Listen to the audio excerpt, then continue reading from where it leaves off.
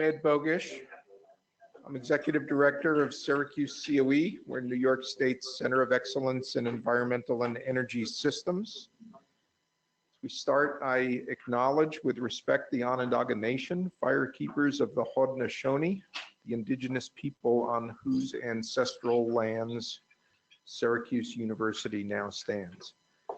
It's a real excitement and privilege this morning to host a special presentation by one of SyracuseCoE's industry partners, Corning. For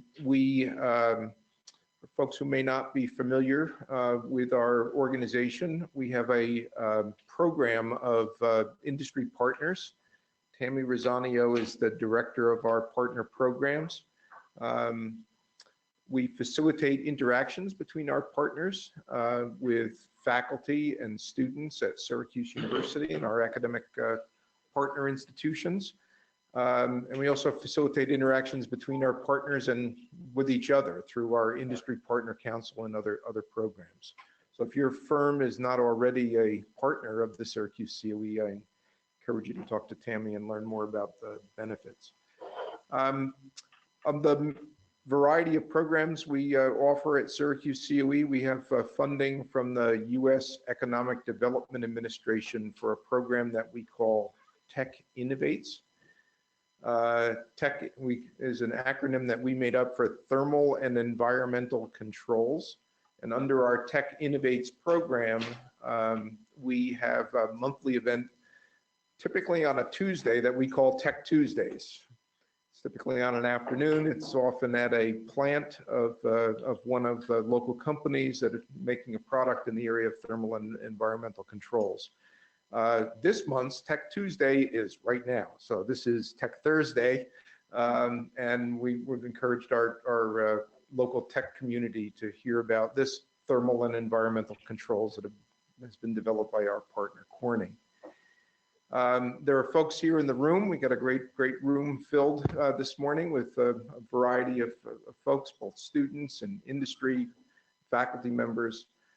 We also have folks who are listening in on the web. If you haven't done this with us before, you can type questions in the chat box on the webinar, and there's someone monitoring that. Kerry Marshall from our staff is monitoring the chat box and will bring your questions into the room here for our presenter.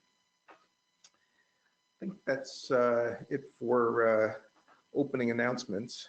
I guess one other thing for everyone to look forward to, at the end of the summer, we have a innovation showcase on August 13th, Tuesday, August 13th. So that'll be the Tech Tuesday for August. In the afternoon at 3:30, and I invite everyone to put that on your calendar and come and see presentations by students who have done projects over the summertime and other innovations that have been conducted through this summer. So now, without further ado, I'm pleased to introduce Richard Zachary, who's the Business Development Manager for Corning's commercial hyperspectral products unit. Rich has over 40 years of experience in the electro-optics industry, primarily in airborne reconnaissance, surveillance, and remote sensing. Rich is a native of Utica, who spent time in the Air Force and wound up was based in Wichita, and after leaving the Air Force, he earned a bachelor's degree in business administration from Wichita State University. He has an MBA from Lake Forest Graduate School of Management, a certificate in change management. Rich's current focus is developing strategies, market channels, and partnerships to growing Corning's share of commercial and industrial markets for hyperspectral imaging technology and products, notably in agriculture, environmental, and quality assurance applications. And we're hoping that through this presentation this morning, that there will be new partnerships for Corning that will emerge with prospective partners that are either in the room or on the web. So without further ado, Please join me in welcoming Rich Zachary.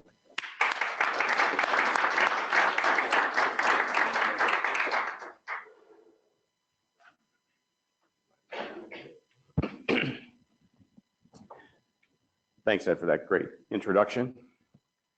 And it's great to be home. Almost home anyway. I live in California right now, in the Sacramento area, so the opportunity to come back here as frequently as I can is always exciting for me. So I guess I should have asked how to run this. There we go. I'll give you a little bit of an overview on Corning Incorporated before we get started on the technology piece of it here. Corning is one of the older companies in the United States, continuously operating companies, having been formed in 1951, so 168 years ago. Celebrated its 150th anniversary in upstate New York, in Corning, New York, last year. We've got about 46,000 employees worldwide. I think that's actually the last few months climbed upwards towards 50,000. About $11 billion in sales last year on the Fortune 500. Corning's primary businesses, the big areas are display technologies and optical communications. Display technologies includes glass for displays, really glass that's on all of our PDAs and cell phones. Other display technology products, optical communications, consists of a lot of fiber optic technologies and communications, related communications technologies, and environmental technologies, life sciences, pharmaceutical technologies. If you look at this graphic, going back to the 1800s, you can see the innovations that Corning has done and the innovations Corning has been involved with that have transformed our way of life over the last 150 years, from glass and the first light bulb, a halo, telescope mirror, ceramics, including cookware, which is the company has now divested of, liquid crystal display glass, pharmaceutical instrumentation, just fiber optics, just a whole range of things that have really transformed and improved our lives over the last 150 years. Corning, this business, the hyperspectral imaging business, reports into advanced optical communications, Corning Optical Communications.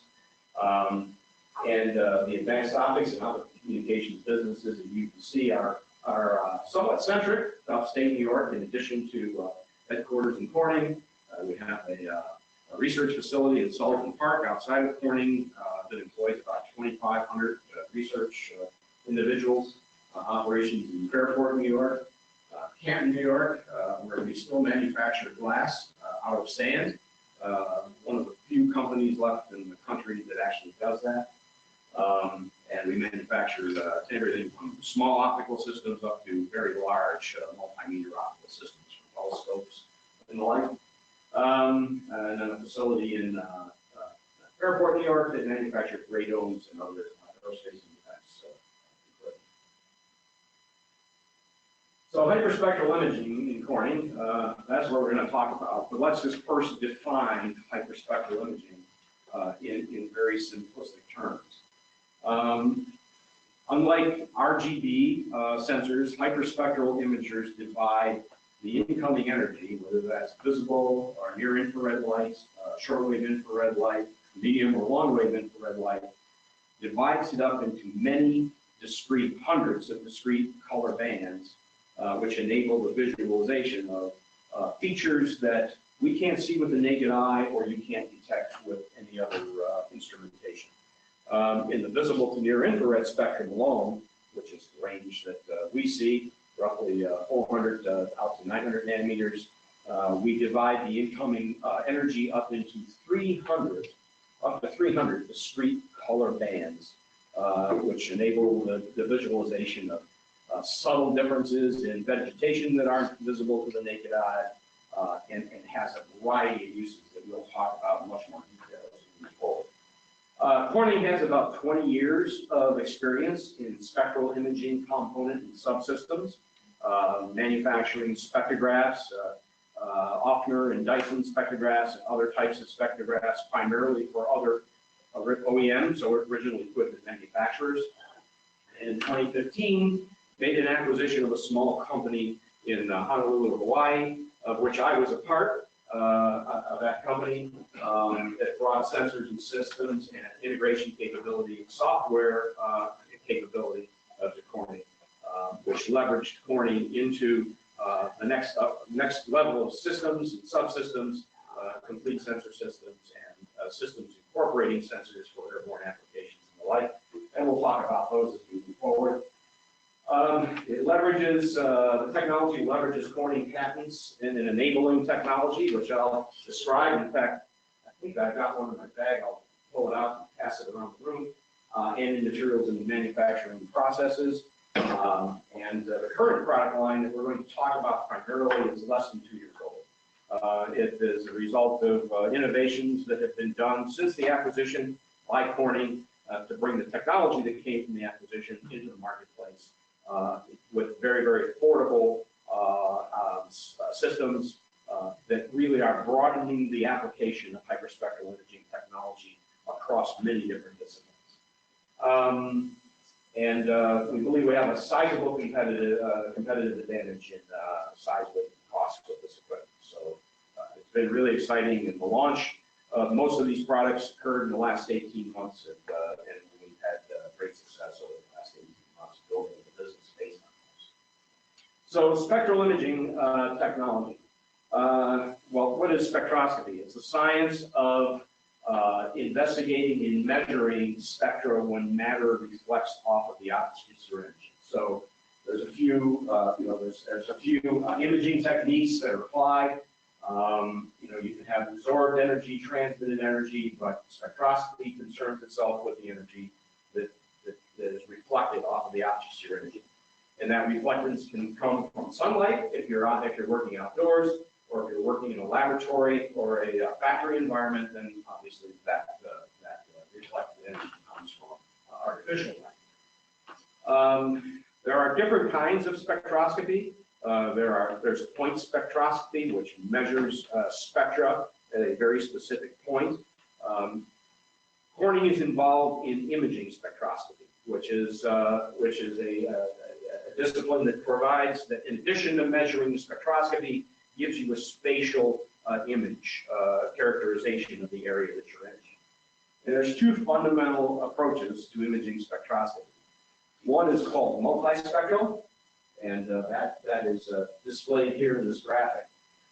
Typically, multispectral imagers use an array of cameras. It could be 3 CCD cameras, 4, 6, up to 12 small CCD cameras with a spectral filter installed on each camera that allows each camera in that array of cameras to image a very specific area within the entire spectra.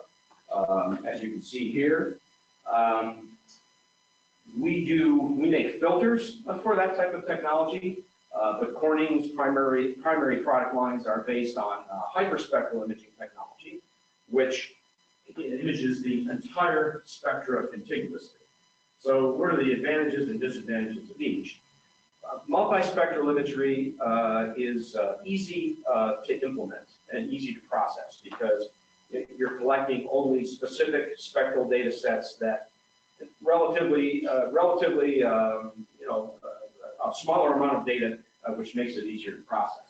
The problem with that is, if you're doing analytics, if you're analyzing crops in the field, if you're doing food development of food safety and quality algorithms to determine the quality of food, different types of food. If you're doing research, then spectral information that are within these bands that you're imaging could well be missing, and won't enable the development of good and robust algorithms based on spectral data. So that's the disadvantage of multispectral. The advantage of hyperspectral is you've got all that data contiguously. So you're able to exploit all that data in order to develop specific spectral characteristics, algorithms, or specific phenomenology that you're looking for, whether it's a specific disease that's affecting a specific crop, whether it is a medical application. You've got all the data that you need to be able to do that analysis and develop those spectral signatures. The disadvantage is that's a lot of data. You can imagine 300 spectral bands for every pixel in that image using a, let's say, 2,000 pixel spatial detector. It's a lot of data that you have to process. So oftentimes, and historically actually, the way spectral imaging technology has been applied is that the research and development of specific spectral signatures and algorithms have been developed using hyperspectral imagery and then dummied down to a few bands so that they can be applied in practice using multispectral images. Our technology happens to do both. Our technology enables the user to use the entire spectral, continuous spectral data to develop, to do research and development of spectral signatures and algorithms. We also allow, through a drop-down menu in our systems, allow the customer to select only the specific bands they need to process a specific data set that they're looking for if that data set has been developed. Our technology is called push broom, which means you either need to scan the sensor, it's a line scan sensor, you either need to scan the sensor over to the area that you're imaging, or you need to scan the object you're imaging across the field of view of the sensor. So the obvious way that happens, you're installing it, excuse me, on an aircraft, is the aircraft motion provides that scanning function and scans the sensor across the area that you're imaging on the ground. And on the ground, in terrestrial applications, if you will, there are various ways of doing that scanning function. We have a system that's a laboratory analytical system that includes a scanning stage. So that scanning stage scans the object that you're analyzing across the field of view of the sensor in that application. You can install the sensor on a tripod with a scanning stage.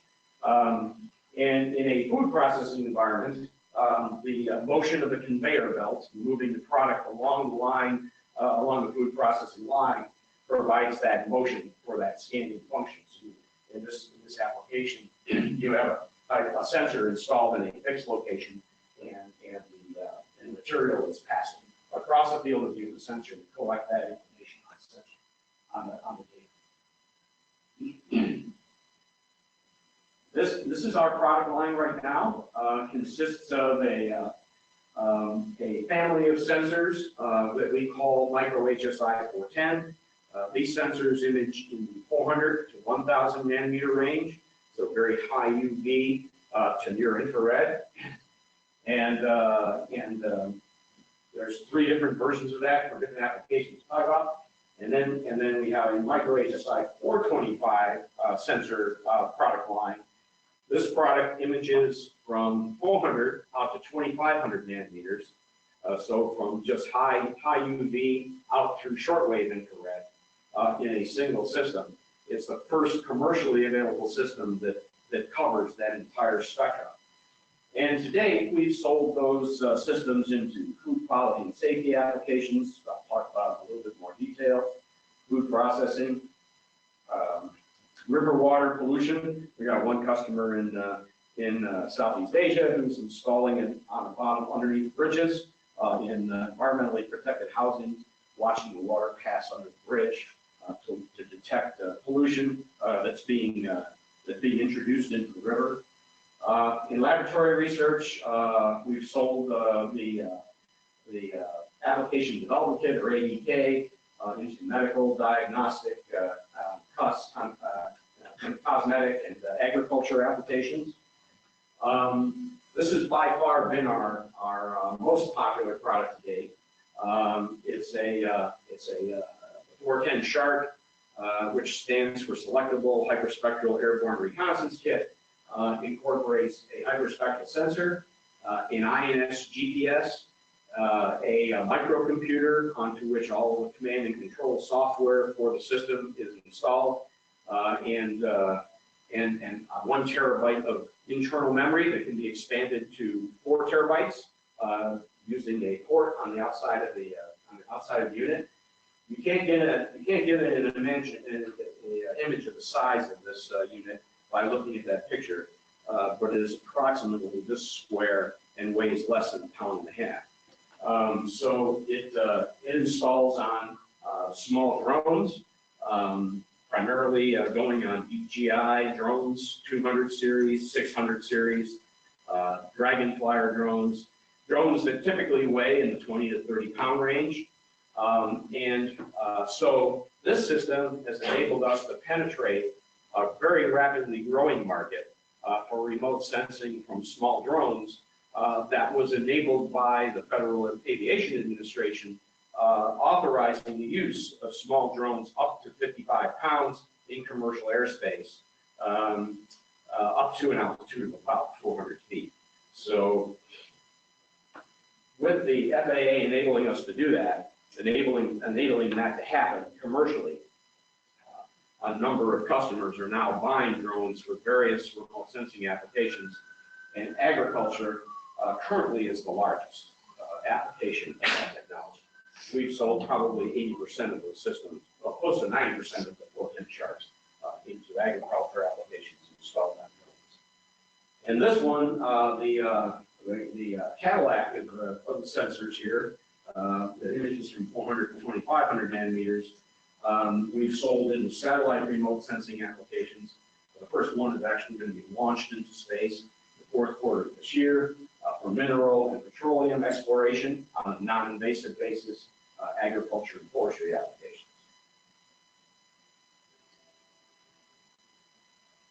Our enabling technology is this spectrometer core. Give me a second. I think I have one here. We can start that here. This doesn't look like much, but this is Corning's enabling technology. It is a very small, compact, solid block spectrometer into which the light from the lens, the 4-optic lens installed on it, comes into the system. There is an order sorting filter on the front, a grating integrated into the system, and 3 reflective surfaces. And what happens is that spectrometer takes the incoming light from that lens and divides it up into up to 300 discrete spectral bands, and lays one of those spectral bands down on each line of the focal plane array in the camera. So that's how it's done. So as you're moving along on a push broom in a scanning fashion, you're collecting 300 lines of information in a frame, and every one of those lines is about a 2 nanometer spectral band. So that's how it works. And from that core, that spectrometer core, we build up a sub-assembly that includes a camera focal plane array and typically a 4-optic lens, and we build out of that a family of products that you see here. The sensor goes into other companies' equipment for OEM applications. The airborne hyperspectral imaging kit is a complete coherent integrated system that's ready to fly, and then the application development kit is the laboratory analytical. So what's driving the need for hyperspectral sensors in commercial markets? This is a market, the spectral imaging market, the practical spectral imaging market has been pretty much dominated by multispectral sensors for the last 10 years. So there are several drivers.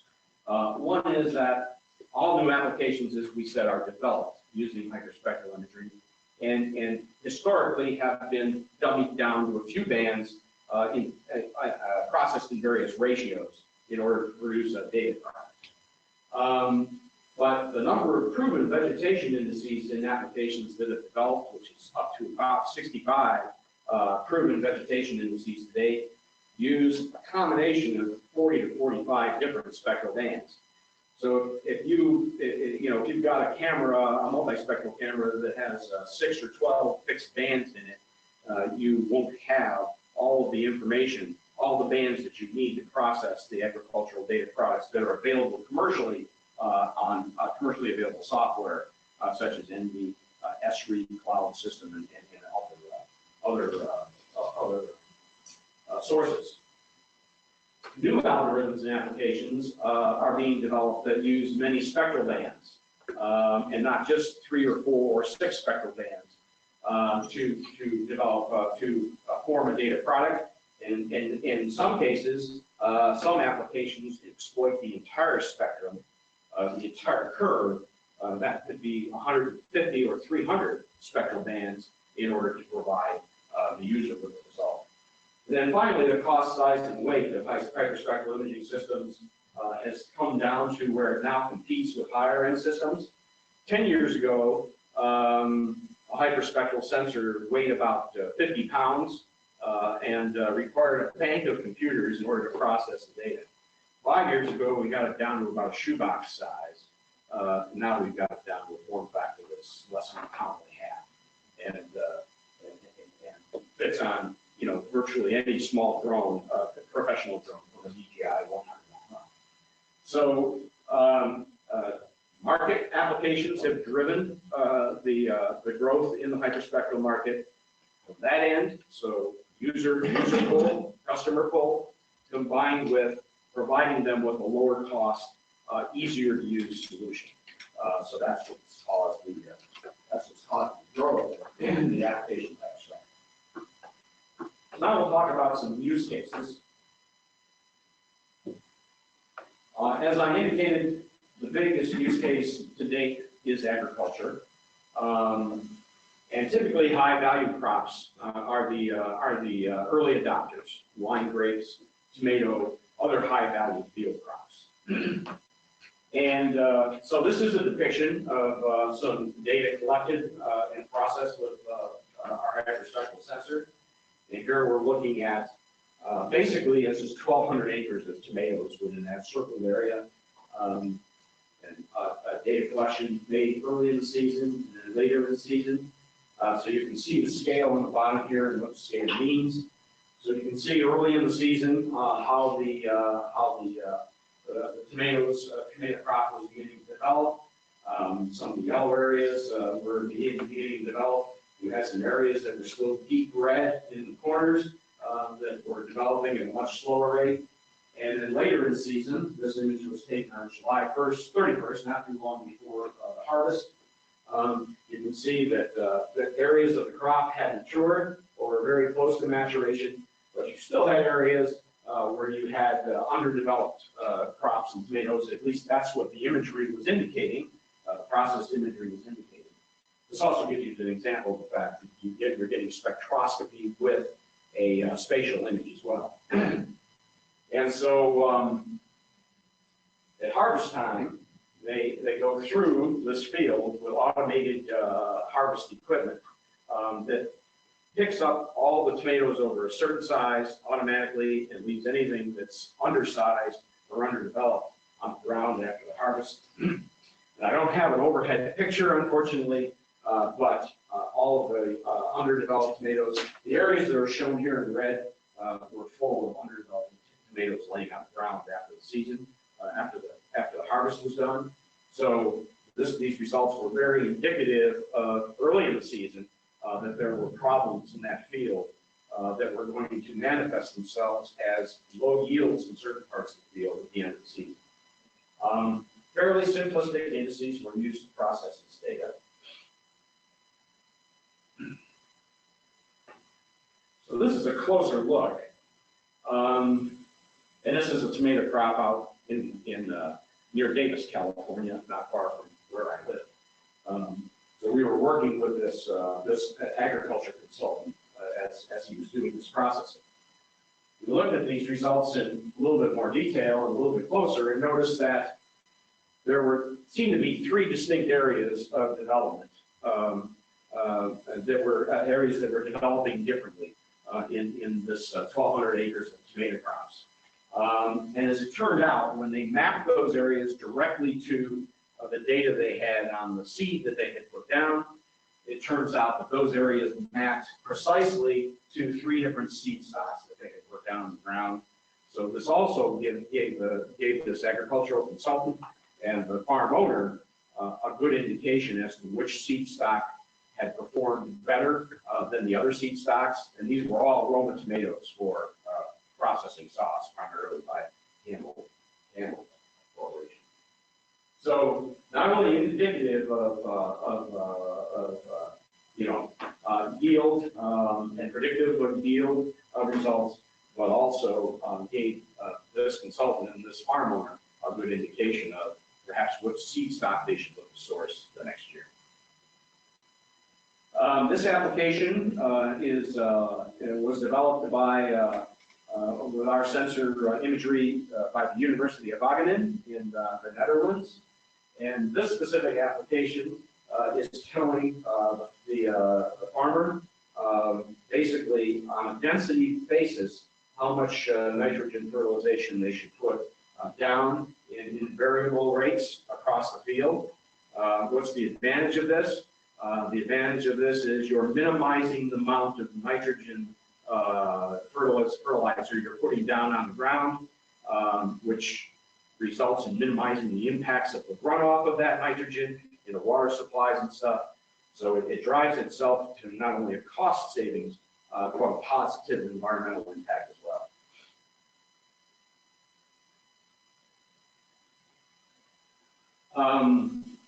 This is an interesting application. This is one that Corning is developing with California Polytechnic University that's focused on the wine grape industry. And first, a little bit about wine grapes. Of course, we live in the Finger Lakes region here, so we probably know something about wine grapes.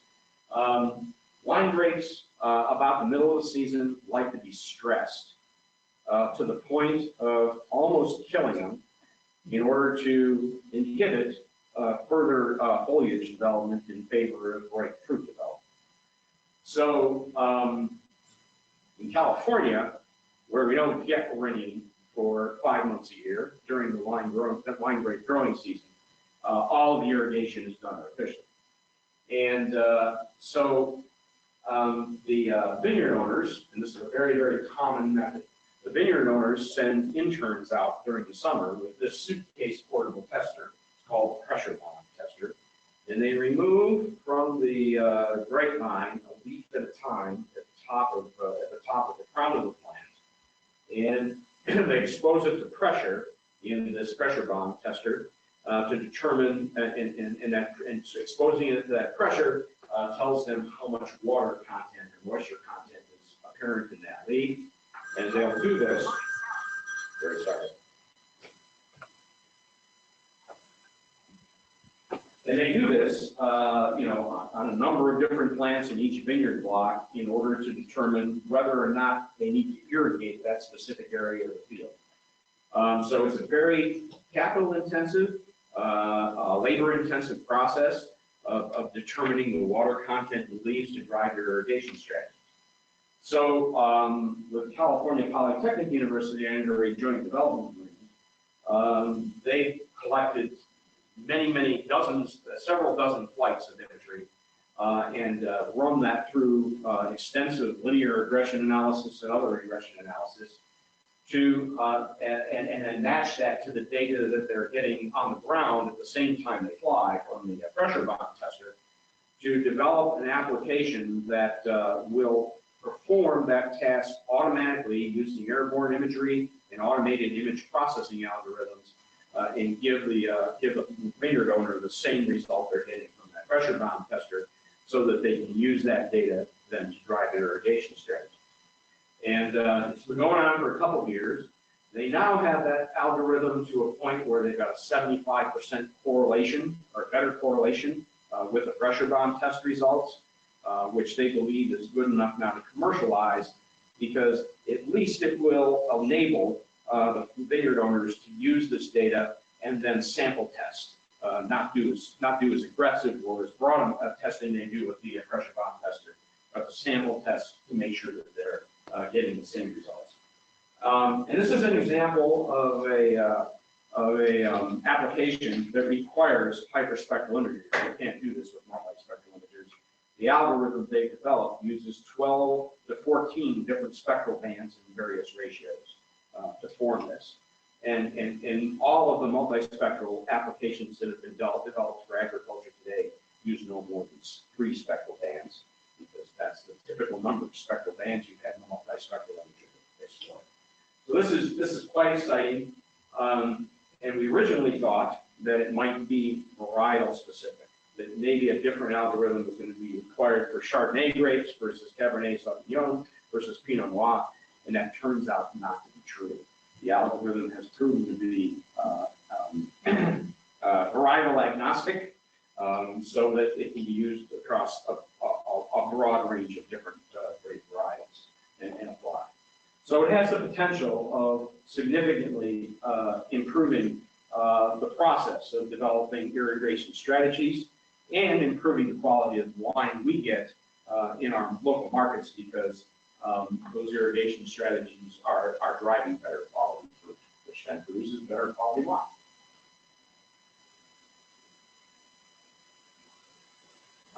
Water quality and environmental impacts is another one. For many years, for a number of years, we had this was a system that was installed on the International Space Station, looking at algal blooms around the world. You can see Long Island there. You can see Lake Erie in Ohio. Coastal contamination, open water, surface contamination. You can easily detect oil on the surface of waterways, etc., and other pollution, elements of pollution. It's going to completely change the spectral characteristic of that body of water, even though you may not be able to see it visually. Sometimes you can, sometimes you can't. We've done some work in coral reefs off the coast of South Florida and the Florida Keys. The University of South Florida College of Marine Sciences used the equipment to look at changes and impacts of climate change on coral reefs and seagrass. One of the more exciting initiatives we're involved in, it's a Corning SUNY initiative that begins this year.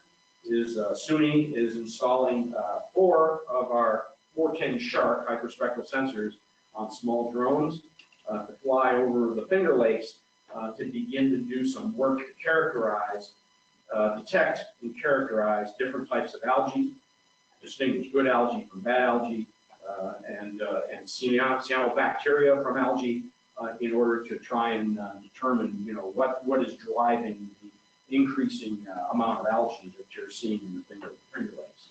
So this is a collaboration that's taking place between SUNY, Binghamton, Fredonia, and Oneonta at this point in time, and they invite others to participate as well.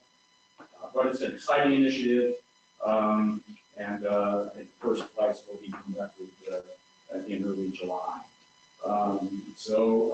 There, learned a lot about this. There's 55 different types of algae. I don't know if we knew that, but at any rate, they're going to characterize them. And in the process of doing the flights, they will have boats in the area. They will be collecting samples and doing other analysis on those samples, so that they can do the hard work then of correlating the results they're getting from the airborne hyperspectral imagery with the other data that they're collecting on the algae.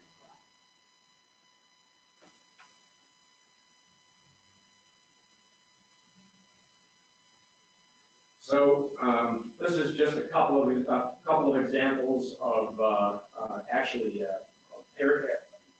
applications oriented a little bit more towards aerospace and defense type applications, where this particular customer, NCSI, which is located in the Washington, D.C. area, is using the entire spectra and not just selected bands out of the spectra to develop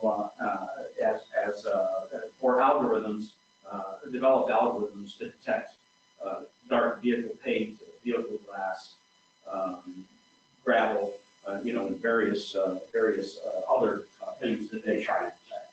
So I bring this up because it is an example of a user developing applications using the entire spectra and not just 3, 6, or 12, or 14 spectra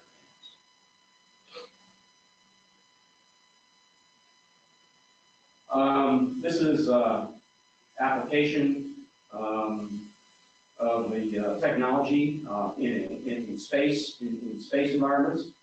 Last year, a customer of ours in the satellite business, Orbital Sidekick Incorporated, headquartered in San Francisco, installed one of our micro HSI 410 sensors. That's the 400 to 1,000 nanometer sensor on the HICE instrument, which is now deployed on the International Space Station.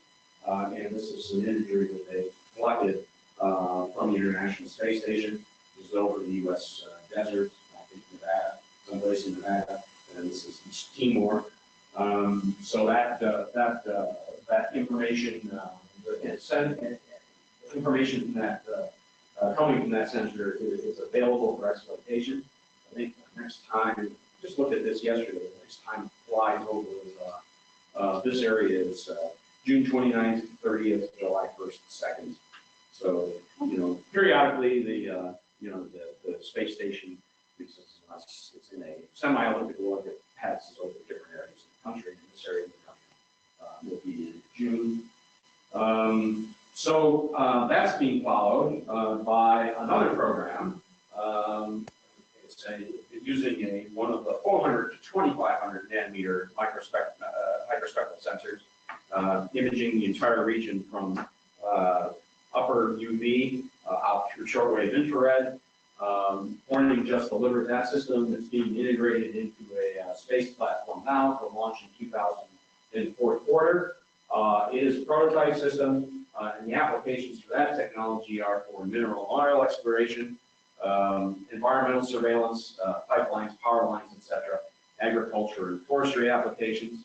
The company will be in the business of selling that data to users who need that data, and that's going to be 30 to 60 meter spatial resolution. So not great spatial resolution, but the next evolution of that will be 5 more systems that will be launched in 2020, early 2021. That'll provide 10 centimeter spatial resolution for over 512 discrete spectral bands, 4 nanometer spectral bands from 400 nanometers out to 2,500.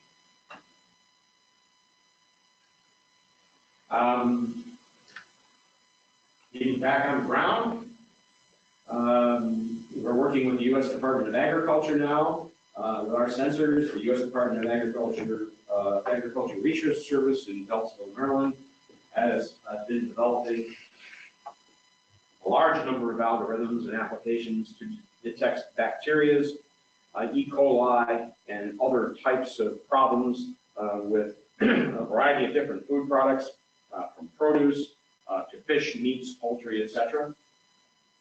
And this is going to lead to a fairly large initiative to apply hyperspectral imaging across the country to do this type of test across the country at the source of those products, and also to inspect on a periodic basis the machinery that produces or processes those products as well.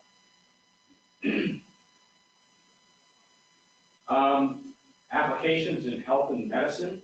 Other hyperspectral imagers, not ours, have been used in research for cancer detection and comparison with pathological results. Our equipment has been used in an initiative by the University of Rochester for the detection of sepsis. Sepsis is a problem that is rampant in emergency rooms across the country and probably across the world. Somewhere in the order of every 1 out of 3 emergency room patients develop sepsis to some level, and sepsis actually kills some 10,000, 20 or 30,000 people in the country every year, infections from that. So they've gotten some very positive indications using hyperspectral imagery processed to detect sepsis, and they're proceeding to field clinical trials with the technology. Here you can see on this graph, the spectral signature for normal skin in the area where the image is taken, and the spectral signature for the area of skin that has cancer, and very, very different spectral curves.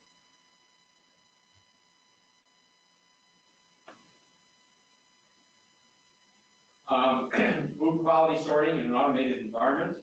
We're working with companies to provide hyperspectral imagers combined with their software and integrated with their systems to do different types of food sorting applications in an automated environment. This one here, it happens to be an example of nut sorting, separating different types of nuts and the bits of shell from the nuts as they're being processed on a conveyor belt for packaging. You can see the different spectral signatures translated into false color images for the different objects within that image. The green are peanuts, and then you've got bits of shell and the like that are reddish and orangish colors. So in order to give the user a visual interpretation of what the data is telling them, they create a false color image. Here's a meat quality processing application. In the RGB picture, you can see that it's very difficult to differentiate the bone from strings of fat and meat. They process that data and provide a false color image that very clearly distinguishes the bone from the strings of fat and meat. So an example of something that's not easy to see with an RGB camera or the human eye, but becomes very easy to see when you process it. And then there are applications in materials analysis and manufacturing quality assurance. Broad range of these. We've been solicited for applications anywhere from looking at weld joints or solder joints and weld joints on pipes and the like, to manufacturing equipment, circuit boards, and other applications, both within Corning and outside of Corning. A variety of different applications in the manufactured product area to improve manufacturing quality, process quality, etc., and drive efficiencies and costs. So, in summary, there are innovative solutions using hyperspectral imaging for a nearly infinite number of applications in agriculture, remote sensing, life sciences, medicine, food quality and safety, and manufactured products and other applications. With the introduction of hyperspectral imaging technology that's affordable, combined with processing capabilities that have improved over the last 5 to 10 years, the number of applications is nearly limitless. We're just scratching the surface, I think, with that technology. And, probably before too long, we may have hyperspectral imagers in our PDAs and cell phones so that we can walk into the grocery store and or pick up fruits and vegetables and look at those fruits and vegetables and detect defects in those vegetables that we can't see with the naked eye. I should have had some imagery here on another example that we've done with a customer on avocados. Oftentimes you might buy an avocado in the store and it looks terrific, but once you open it up, part of the inside is brown and has been spoiled. Shows up very easily on the skin of an avocado in a way with hyperspectral imagery that you cannot see with the naked eye. And that's the point. I think that's one of the points. Is even though the technology of spectroscopy acts off the reflectance of the object that you're imaging, oftentimes, and especially with fruit, produce, and agriculture applications, there are things going on inside a plant, for example, with chlorophyll, that you can't see with the naked eye. But in food products and the like, in agriculture applications, those problems are going to manifest themselves by slightly impacting the surface of that product or that plant that you're looking at using this reflective technology. You can see that, like the example of the avocado. You can see it using hyperspectral imagery, even though you can't see it with any eye. So just a limited number of applications. And that concludes the presentation.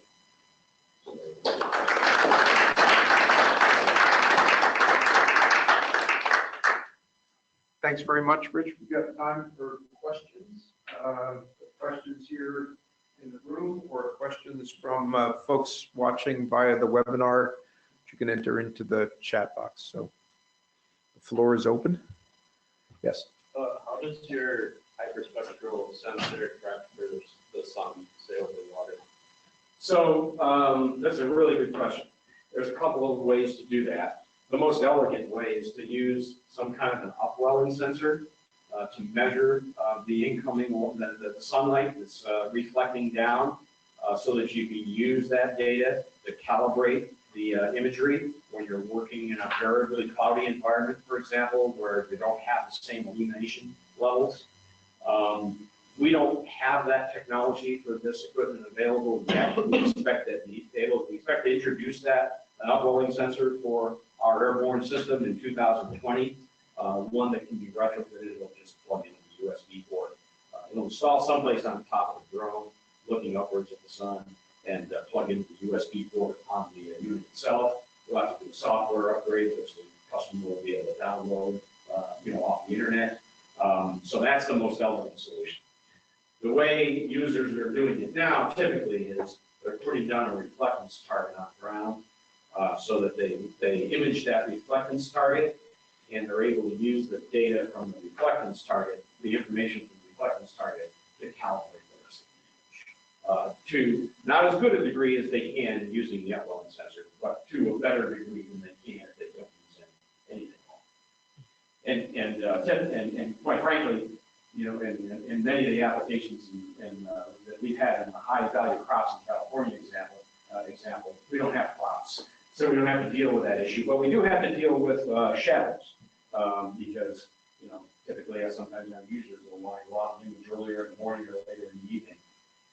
But without the upwelling sensor and without the calibration target, we typically tell our customers, pick a nice sunny day and stay within 2 hours of solar energy.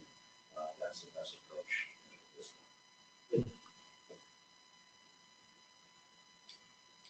Other questions? Yep. Yes. I remember you mentioned earlier that it's compatible with the DJI drones. Is it compatible with any other type of drone? Oh yeah, many drones, many different types of drones. As long as they can carry a payload of a couple pounds, that's the driver. And then drone selection also depends on what your application is.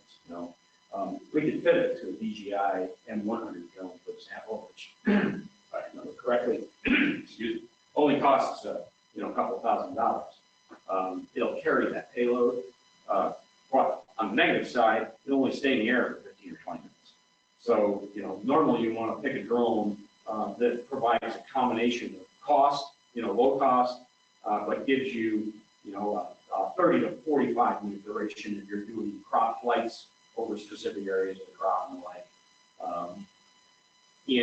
For the application here over the Finger Lakes, SUNY is also sourced a drone from a company in Europe that will have a 3-hour flight time, which is great if you want to fly the lakes continuously. The sensor at full imaging speed and full bandwidth, 1 terabyte will hold about 1 hour of flight data. So if you're going to fly 3 hours, then you just plug in a 2 terabyte, expansion drive inside of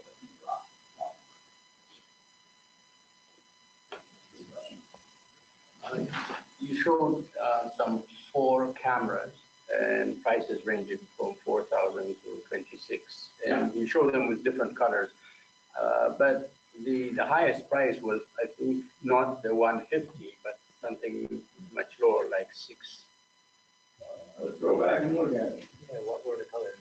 There we go. And what do the colors mean? And also, with the price, is there an attached cost for software that would go with it? None of these include software. You're going to have to buy software with every one of these solutions. And how much does that add? So our systems are plug and play with NV. The airborne systems plug and play with Harris Corporation NV software. And if I remember correctly, an academic license for NV software is somewhere in the $3,000 range and has a few $100 a year maintenance fee associated with it. And other image processing software that's used for multispectral imagers is in the same price range. So you don't have to buy software. The beauty of our equipment, like the multispectral sensors that you see listed here, is there's no stovepipe software that you have to use first. We plug and play directly into NV. And our sensor, the standalone sensor that's not in the airborne kit, has a gigabit output. You can play it into MATLAB and other image processing exploitation softwares. The application development kit, which is the unit on the pedestal with the light source and the translating stage, we sell that with, actually it's our proprietary software. It's called Hyper-C software. For initial analysis of the product that you're looking at, it's actually pretty robust, but then you can take that information, you can import it into an Excel spreadsheet or something else, and then import it into MATLAB or NV if you want to use those tools to do the exploitation. The colors, I'm sorry, I should have explained that. Green was where our hyperspectral sensor has an advantage. Yellow was neutral, and red was, where let me think about this. Well, let's put it this way. So we collect 150 bands. That's a good thing. These only collect 4, 6, and 12 bands. So that's a negative aspect. We weigh 450 grams. Our sensor. The SyracuseCoE parrot, which is an airborne hyperspectral sensor, is very small and very compact. That's a good thing. But when you get to a 6 and 12 band multispectral camera, those are heavier and larger than our hyperspectral sensor, and they also cost more. Actually, the 6 band multispectral sensor costs about the same as our 150 band hyperspectral camera. The 12 band multispectral camera costs twice as much.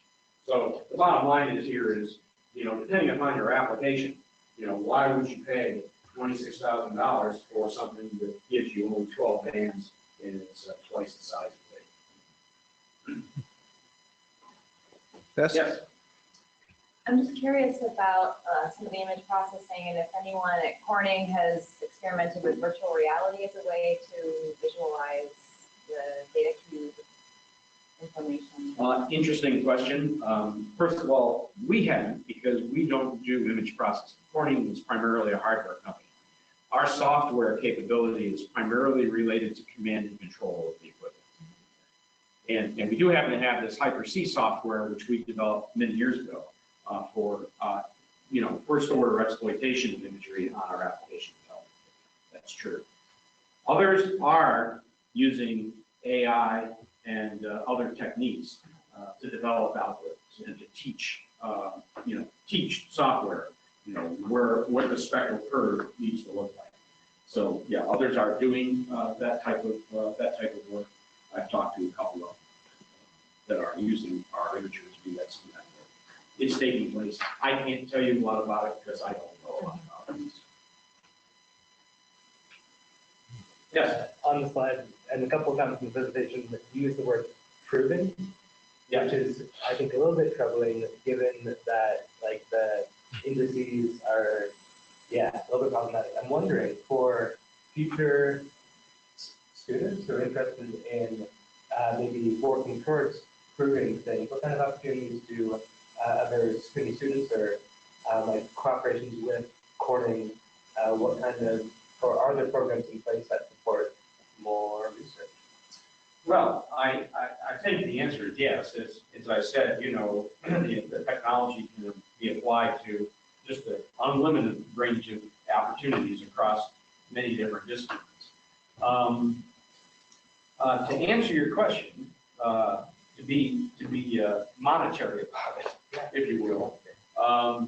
We entertained this Cal Poly application because we saw it as an opportunity to have an application that created market pull, customer pull for the hardware.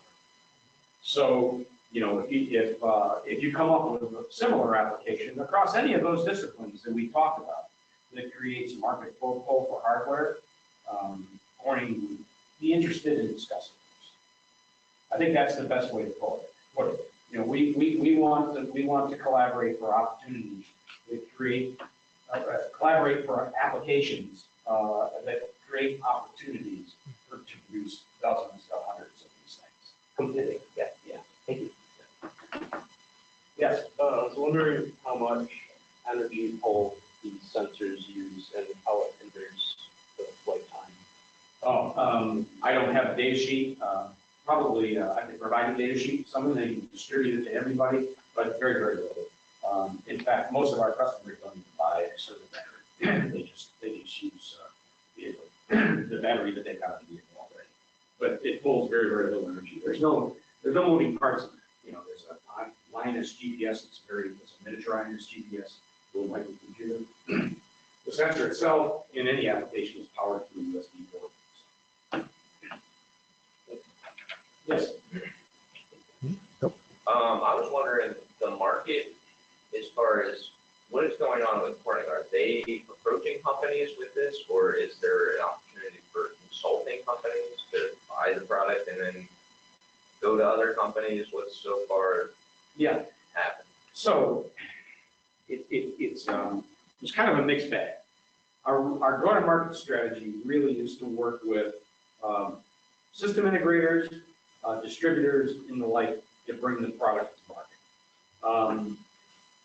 Except for the very large, sophisticated system, the 425, the sensor, then we've got a little bit different approach to that. We typically that end users overnight. I got a contract or a purchase order for one of those for $250,000 from our distributor.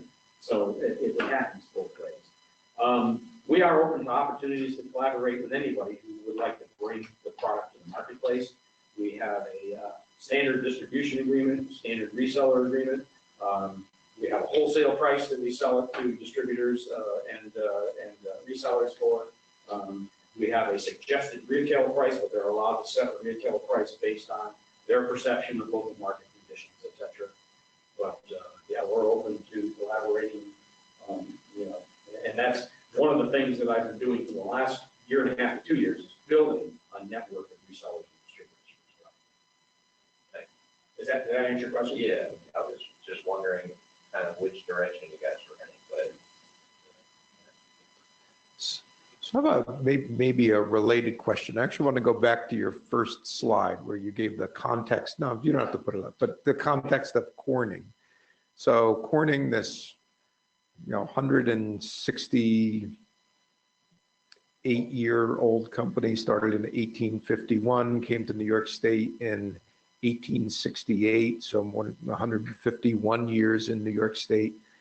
Corning started with, as you said, melting sand to make glass, and then there's still a plant in New York State that melts sand to make glass.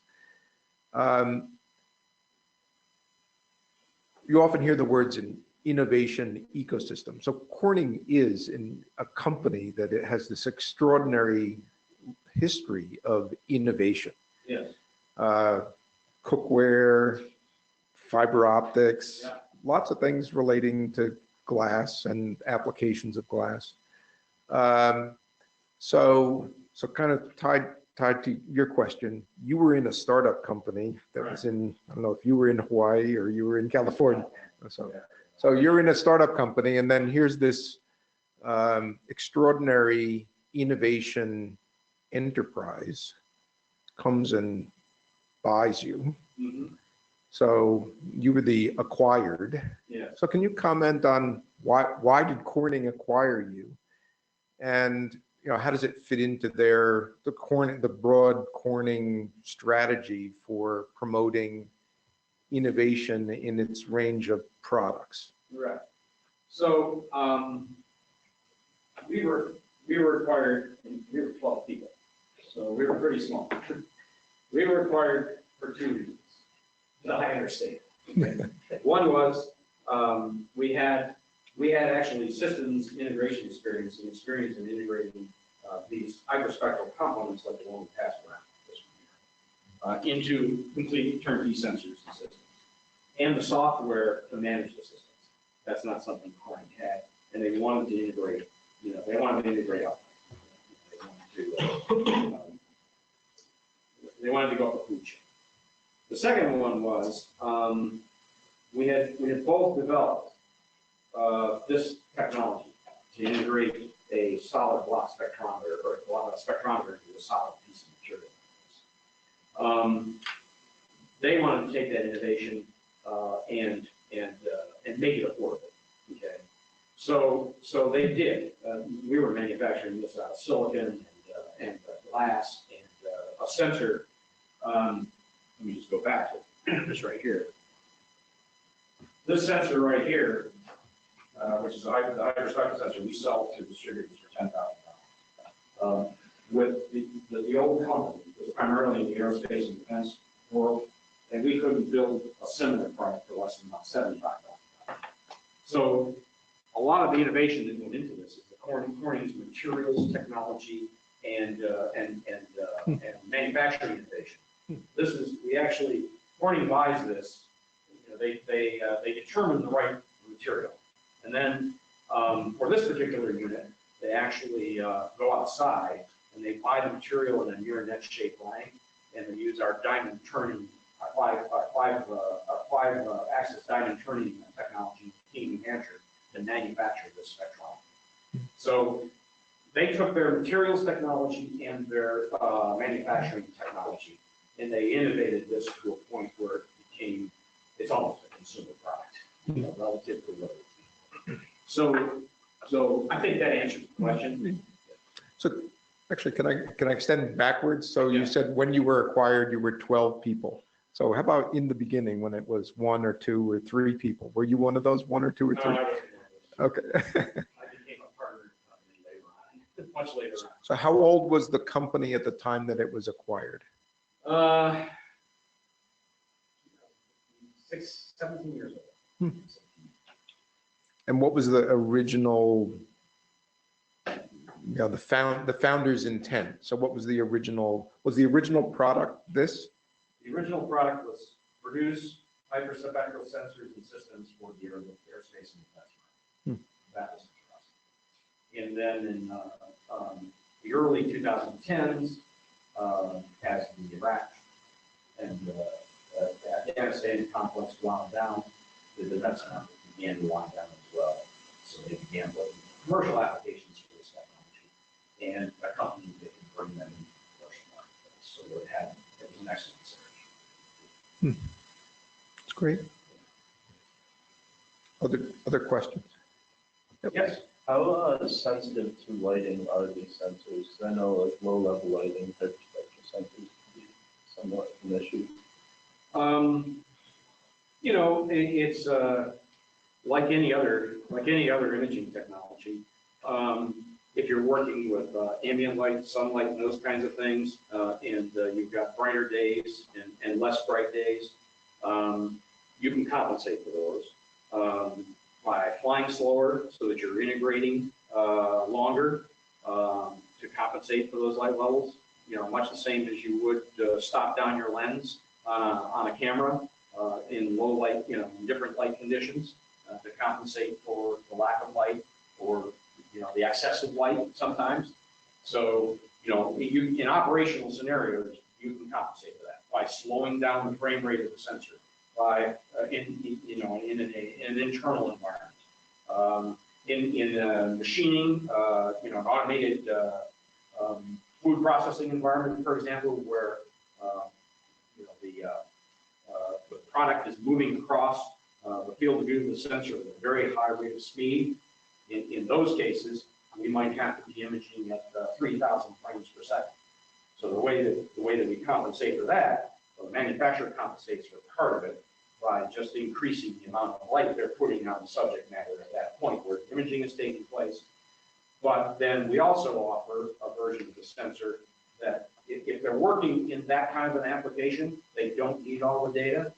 So we give them an option of collecting a subset of that data, and that subset of that data allows them to increase the rate of the sensor, the speed of the sensor, the speed at which they're imaging.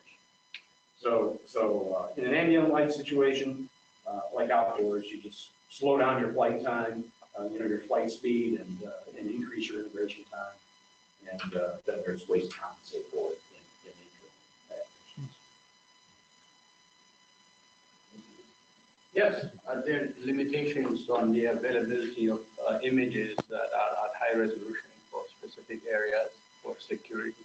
On this technology, no. We're flying in drones down around 100 to 200 feet sometimes, and we're collecting satellite imagery. There are limitations on satellite imagery. I think the limitations on visible through near infrared have pretty much been lifted. I'm not sure. It's either 6 centimeters or it's been lifted entirely. Where there's still limitations on commercially available satellite imagery is in the mid-wave infrared and I don't remember what those limitations are. We don't work out in that spectra right now, but that's what the limitation. Yes. Speaking of putting the 410 on the drone and flying it at very night, what kind of spatial resolution have you been working with? Oh, typically 2 to 3 meters down around 100 feet, centimeters down to about 100 feet, up to 10 centimeters at 400 feet. And we can put a different lens on there too. If someone wants to fly higher in a manned aircraft or something like that, or for whatever reason wants higher resolution at a lower altitude, then they can buy it. We can put a different lens. But right now we put a 16 millimeter lens on the product to stay. Yeah. Does your Hyperspectral camera come with an attachment kit specifically for the DJI drones, or do you have to buy it? No, you have to buy your own. We provide an interface that can be attached directly to the drone or to the Xenius mount that DJI sells for the drone. Customers have either hard installed it or they've installed it on stabilization. And so the next question is, okay, why would you not install it on stabilization? What happens to the imagery when you're hard mounted to the drone and it's moving and yawing and pitching and those kinds of things? What does your imagery look like? You're going to ask that question? Should I answer that question? Oh, no. Attaching it on a gimbal. Oh, okay. Yeah. You can do that, and that does get rid of image motion, but, and I'm going to answer the question in, we collect all the navigation data from the INS GPS as well as the imagery data, so that when you process the data into NV software, that navigation data is applied to the imagery at every pixel in that imagery. So even if you've got, impacts of aircraft motion, yaw, pitch, and those kinds of things, you geo-register the imagery, your image processing software on the ground, and it looks like the aircraft is perfectly still. So you can do it either way. Stabilization is obviously a little bit more.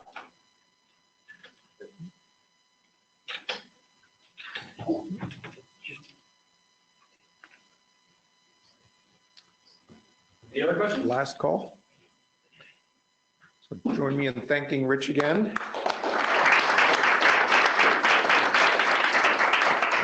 Before everyone leaves, I want to put in a pitch for our next Research and Technology Forum, which is on Tuesday afternoon at 3:30. So this is a potential application. It's the status and trends of harmful algal blooms in Skaneateles Lake. This is a presentation that's led by Tony Leonardo. Is that close? From OBG, part of Ramboll, and collaborators from Upstate Freshwater Institute and Ecologic. And they're going to present a review of the harmful algal bloom action plan for Skaneateles Lake, including reviewing data that's available and a gap analysis. So encourage folks to join us for that presentation on Tuesday afternoon at 3:30. In the meantime, thanks everyone for joining us today, and especially thanks to Rich. We appreciate you being here. And anytime you're visiting folks in family in Utica, you're always welcome here in Syracuse. So we look forward to future interactions. Thanks. Thanks.